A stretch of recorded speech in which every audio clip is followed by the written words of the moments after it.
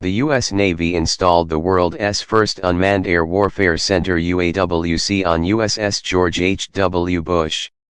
USS George H.W. Bush was the 10th and final Nimitz-class supercarrier of the United States Navy.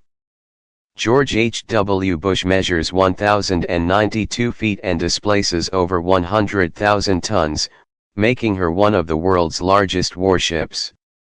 The MQ-25 Stingray will be the world's first operational, carrier-based unmanned aircraft and provide aerial refueling for the Carrier Air Wing CVW and Carrier Strike Group CSG.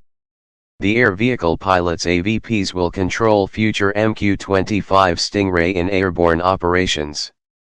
The Unmanned Air Warfare Center has a combination of hardware and software to make the operational and integrated Unmanned Carrier Aviation Mission Control System UMCS MD-5E Ground Control Station GCS. UMCS is required for the MQ-25 air vehicle to command and control and is required for the unmanned aircraft refueler's operations. Program Manager Captain Daniel Fusito said these systems now initially support the MQ-25, but in future it will collaborate with combat aircraft in the future.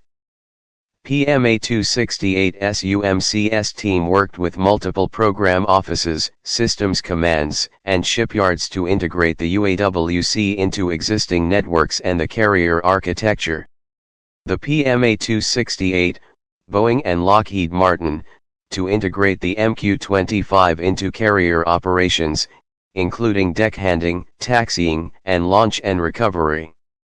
When operational, the MQ-25 will provide an aerial refueling capability to extend the range and flexibility of the Carrier Air Wing.